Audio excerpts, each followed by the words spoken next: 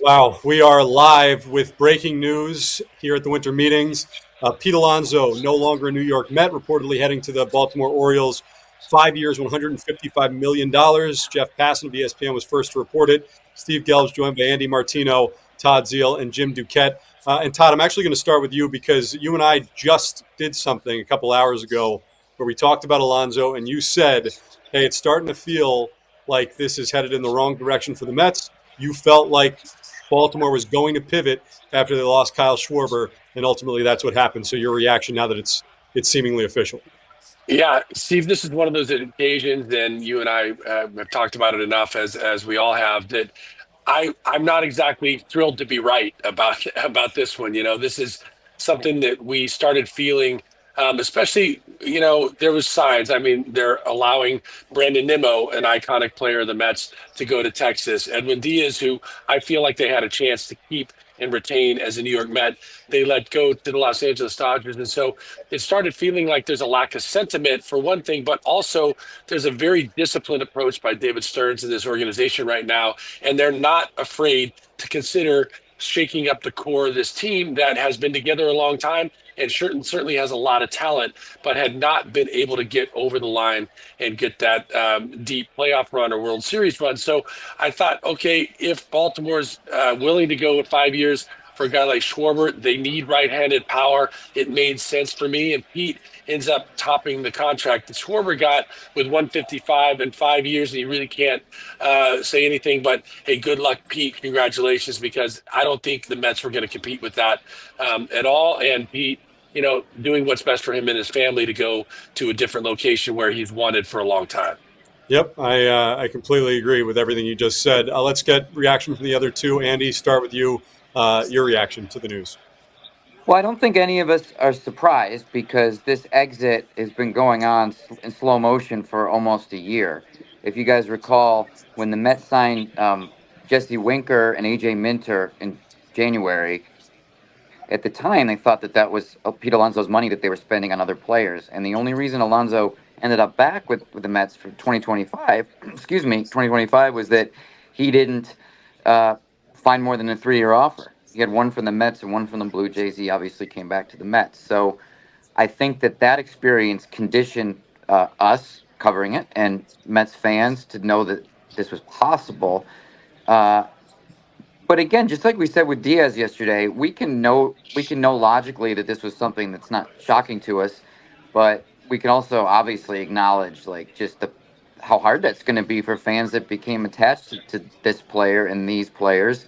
I would just suggest off the top of this discussion, though, that this last 24 hours is, I think, going to be the darkest, most difficult point for Mets fans. This is the low point in what they're asking of you and your loyalty, because Steve Cohen and David Stearns are not just going to roll into this season with the roster as it looks like now. I think what's coming next, we don't know specifically what those things are. They're not going to do something rash to react to this, but what's coming next over the next weeks and months is probably a lot of really interesting, exciting things that's going to reset the roster. And now Stearns has the chance, obviously, to really make this a very different team. But there's so much money out there to spend now with these players gone.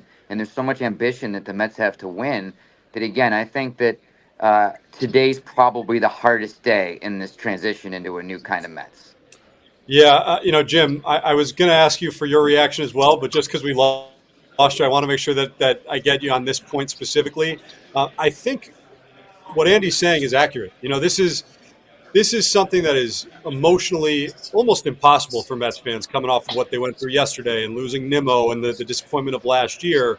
But there is no way that Steve Cohen and David Stearns don't have a plan here and are going to go into next year not attempting to win and not attempting to make the playoffs and set themselves up for sustained success. But from a general manager or president of baseball operations perspective, what David Stearns has done this offseason is put a major load of pressure on himself. He's not taking the easy way out. It would have been very easy to keep Brandon Nimmo and extend Edwin Diaz and make a big offer to Pete Alonso, even if that didn't look like, in his mind, it would project out to a better team. So I guess what does it take to sit in that chair and do what David Stearns is doing this offseason? Well, it's very, very hard to do that. When you look at it, clearly they were not happy with the way that this season went, but very rarely do you see this much change in this short of period of time. And I think part of this, unfortunately for Mets fans, is the timing, especially following the Diaz one. And I think we still haven't even gotten over the Diaz move, and then you see Alonso, going off the board too. And I think when that happens back to back like that, I think reality starts to set in from the front office side. Okay, well now we are, it's clear the target is on them. It's on David Stearns to come up with a different iteration of a winning ball club. The goal is still.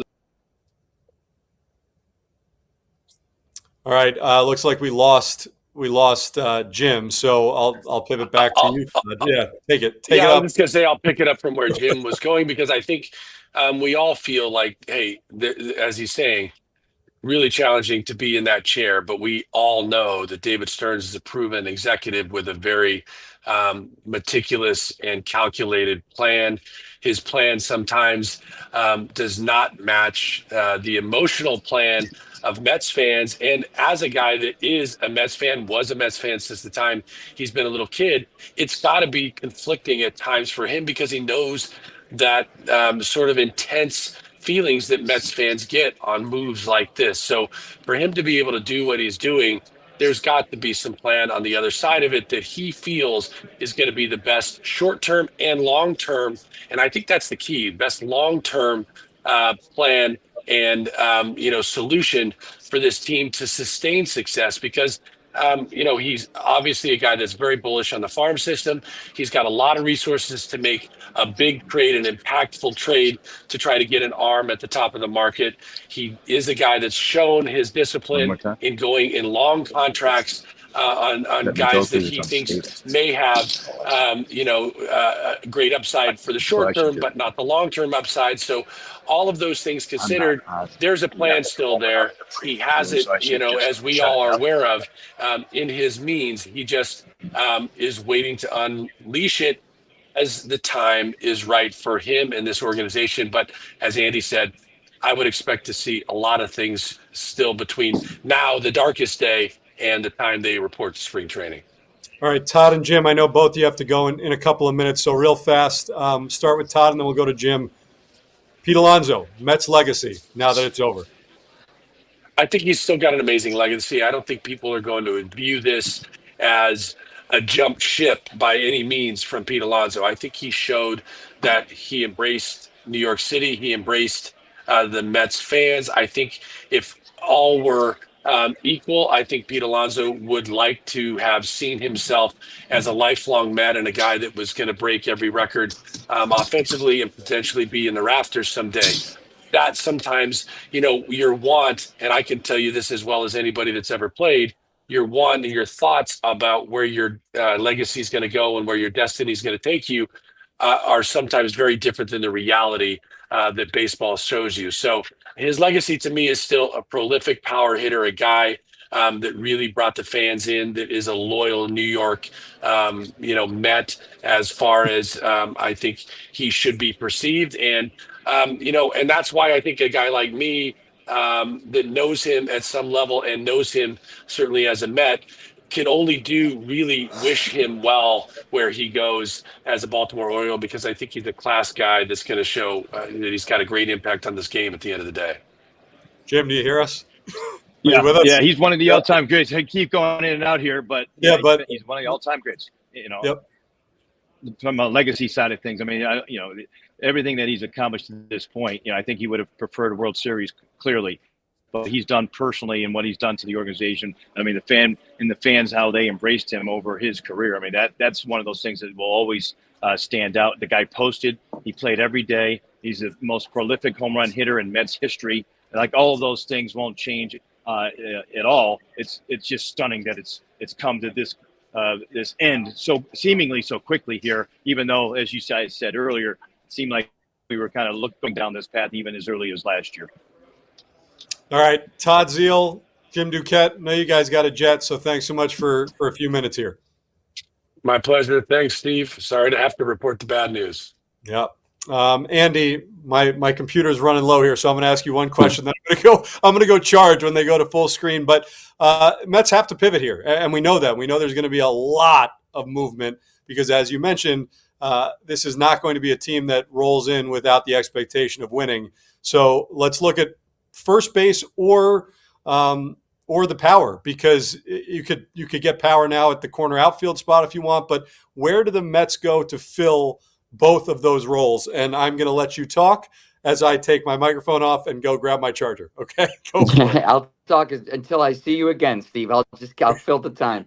And honestly, I'm not trying to smile and make light of this. I know if you're watching this, you're probably not in the mood right now, because you, as I said before, right now Mets fans are being asked to take a leap of faith, which I believe is going to work out in a winning team. But it's a leap of faith nonetheless. In terms of how they do that in the short term, look, there are all kinds of trade conversations that David Stearns and his group are having right now.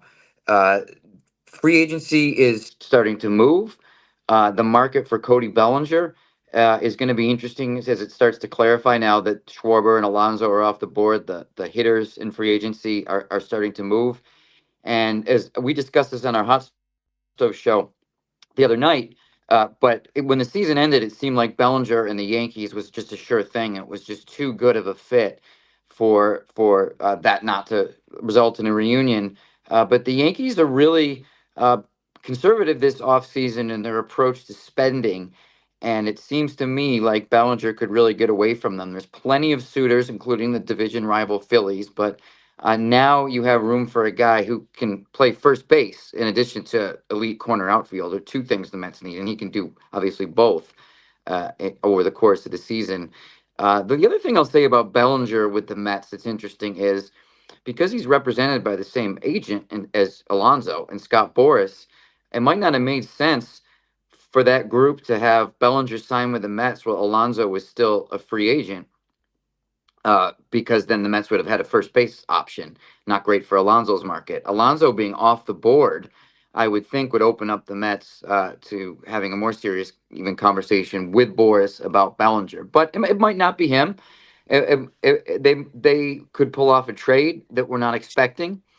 Every year at the winter meetings, you hear all kinds of crazy rumors about stars going back and forth in trades.